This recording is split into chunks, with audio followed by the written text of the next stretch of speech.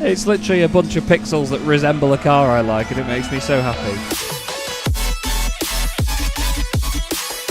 Hello everybody, welcome to Chaz Draycott Media, and welcome to another episode of Gran Turismo 2.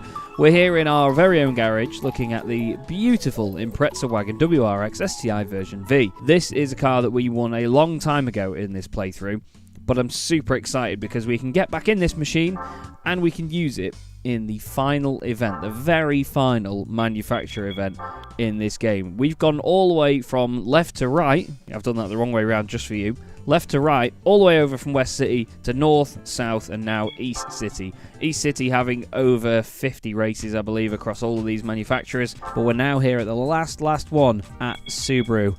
And it has to be an ePSXe. We've got an ePSXe. We've got a couple of them, in fact. And I'm so over the moon to see how this goes. There might be some 22Bs and weird things against us. We'll have to just find out how it goes, I guess. Let's see. I can't ever see a reason why they wouldn't let you, but I do think it's cool that you can use the ePSXe wagons for this. Unless we're at test course, I'm not doing that. I think that's actually the second episode in a row where the game has tried to get us to race at test course, so we're not standing for it. Anyway, let's play bingo once again and see what we get. Rome short, much better. No doubt we'll be racing on it the wrong way round. Sounds great, doesn't it? Look at these things. I'm almost a bit emotional that this is the last one of the entire thing. There's a couple of wagons in this, actually. There's a white one there. Look at that at the front. Gorgeous. Into the lead we go. Our wagon is about 365 horsepower, I believe. We've got a real speedy boy. Sideways boy as well. Oh, we're going right here, aren't we? Now, the AI normally, into here, yeah, I was going to say they like to crash quite a lot. It's going well so far.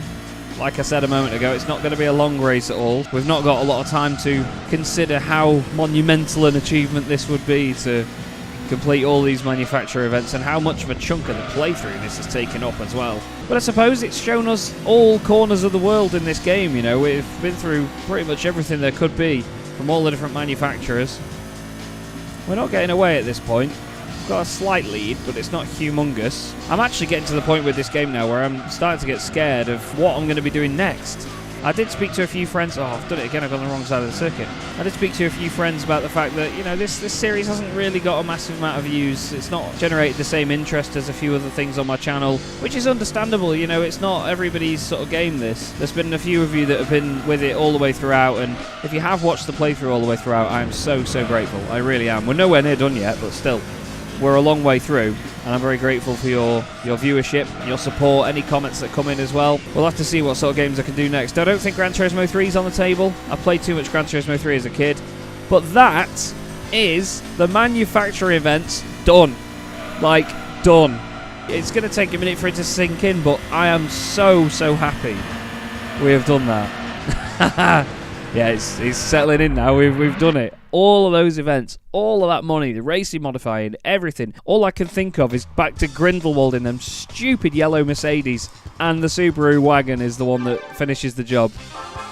There's our 10 grand. Still over $1.5 million. We didn't have to spend any money to do that race. I'm definitely saving at this point. I know it's the first race of the episode, but still. But as I was saying, I don't think Gran Turismo 3 is on the table. Potentially Gran Turismo 4.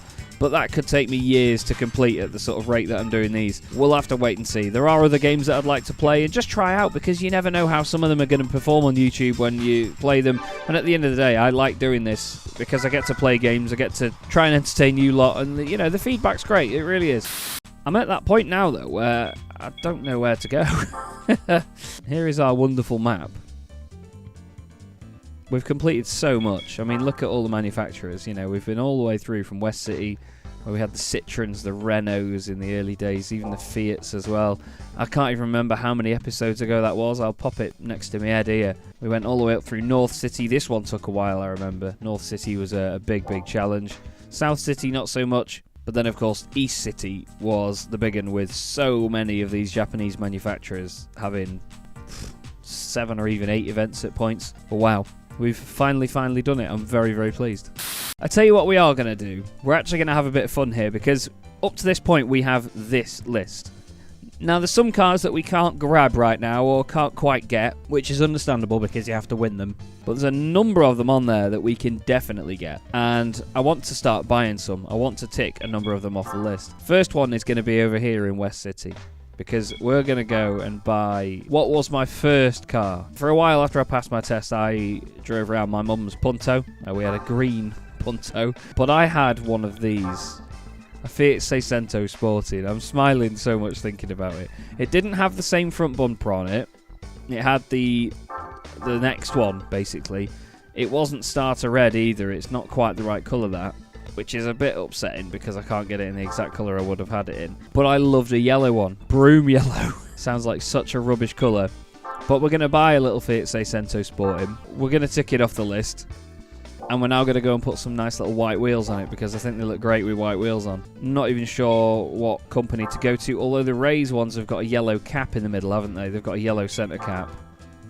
Oh, yeah. Look at that. Oh, what a little wagon that is. Fantastic. Okay. Yeah, that is done. That is absolutely done. Next on the list is the Honda Accord SIRT from 1998. There's a specific reason that I want to buy this car, and you'll probably have guessed it by now anyway, but it's the certain model of car in this game that you can racing modify into the British Touring Car Championship car. It wasn't actually this Accord that ran the livery that they put it in this game, but still, we're going to do it because who doesn't love a car from the British Touring Car Championship?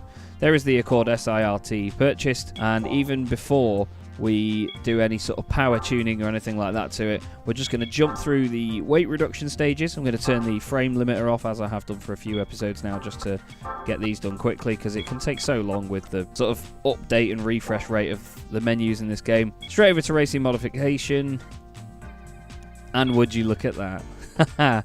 Yes, like I say, it's not on the right car really. The back end of it is seemingly modified slightly by doing that, but that would be, I think, the final one. Looking down the list, yeah, that is going to be the final. I've got the list over here, by the way. That's going to be the final British touring car on our list, so that's another one ticked off. There you go. I'm going to stay with Hondas, actually. I'm going to turn the frame limiter off again, quickly go back to the garage and just check something. We did buy one. Yes, I did get one, which is great news because we've got a 3-door Civic Si. We're going to go back to Honda, and again, we're going to do the same thing. We're not going to do anything in terms of adding power to it yet or anything of that sort, but we're going to lightweight it and go into racing modification because would you look at this? The Jax Civic. That is one of the best looking race cars, one of the best looking liveries I have ever seen. And this is the next car that's on the list. The RM on there means racing modified, basically. We're going to go and do a little bit of racing. I want to go in this first. We're going to go in the Honda Civic. Maybe go in like an FF Challenge or something. And I'm going to see... Oh, let's just go to Tahiti and throw it around, shall we?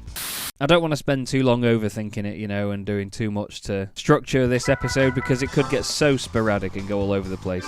Now, I've not done anything to this. It's going to stand out like a sore thumb. Look at it. It's so cool. We might finish last here. Well, this makes me think back to how we started all these manufacturer events, you know. Hey, we're doing all right, you know. It's got all right power, maybe not top end. That's not a great place to be, is it? Stuck between a purple Beetle and a green Tigra. Get off! And then a brown Golf Mark 4. Oh, cheers. Yes, the Civic. The Civic. One wing mirror is green, one wing mirror is yellow. I love that about it. Oh, this is so cool. Oh, God. Really doesn't handle there. I love the back of a Civic EG6. I think it looks so wide and fat. It's a proper beefy car. The front looks all happy and friendly and innocent, but the scream they made from the B16s that they had in them. Awesome, awesome cars. Now this is the Jax livery, but they have to obviously remove the Jax branding by the look of it. I don't think they got the license for it, so they just put Honda in it. It's just great to see that they still recognise that livery, and I mean, you all know that Gran Turismo is Japanese and has a great amount of links to Japanese Grand Tourers and a lot of the brands and sponsors involved. It goes well around here. But then again, I always say this at Tahiti, the sort of muddy bit on the left-hand side there and the green bit, I tend to use that. The AI tend to stay away from it. So it is a circuit where it's quite easy to win races, this Tahiti, but still, I think it's my favourite one in the game. Not that I can get it right. Something is flying up behind us here. Is that the Tigra? It is, isn't it? The Tigra's right with us. It's got some right power. And again, our Civic hasn't been uprated, so it's probably not even got more than 100 horsepower. I'm actually a bit worried I'm not going to win this. Nah, we're alright. We're alright. And the Jack Civic takes the win at Tahiti. Oh, I'm so happy. It's literally a bunch of pixels that resemble a car I like, and it makes me so happy. Tigra second, Beetle third, then the Golfs, and the Mirage Cyborg was at the back. Let's go and grab the Seicento, shall we, and do something with that. $5 for that. Oh, will we get a car? We do. Fantastic. So we're going to get a car, and then we're going to go and sell it. Now, it's been that long since we've won anything in these events. I'm not sure what we're going to have got. No way. No way. It's the Mugen version of the Accord we've just bought. That's so odd.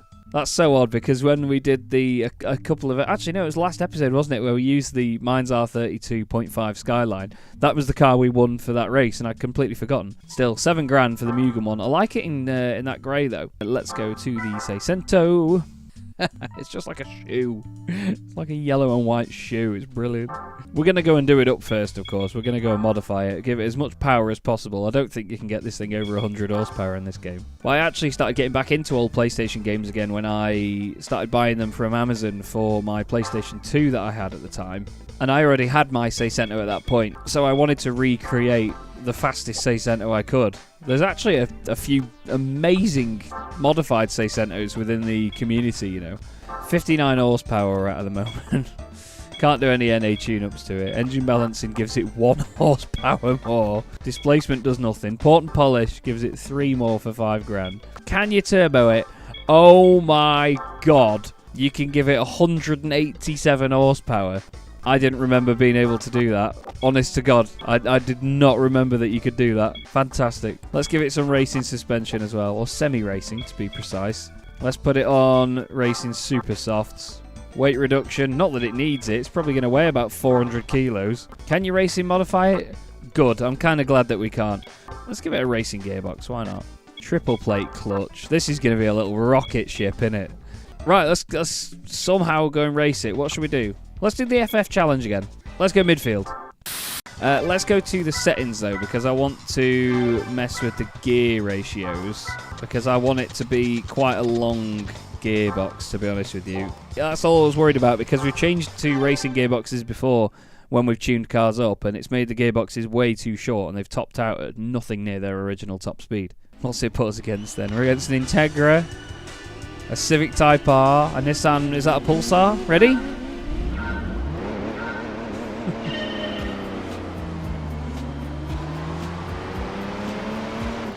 50 mile an hour in first gear, but listen to how quick the changes are. Oh my god, 80 mile an hour in second. Okay, maybe we've made the gears a bit too long. What's it handle like though, Chaz? I mean, we leaned on the car next to us, but it goes. Bye. Imagine seeing this. I think there was a lad somewhere that put a Kawasaki ZX-9R engine in one of these, and it used to destroy things like Nissan Pulsars and Nissan Sunny GTIRs. It handles that well, actually, that you hit the inside wall of corners by the look of it. What's it like around here? Whoa, oversteer. Yeah, it doesn't quite accelerate how you'd want it to, though. I think maybe we need to make the gear ratios a bit shorter, but it's doing enough. It's doing enough to get away from everything else. It's the Civic Type R that's chasing us down.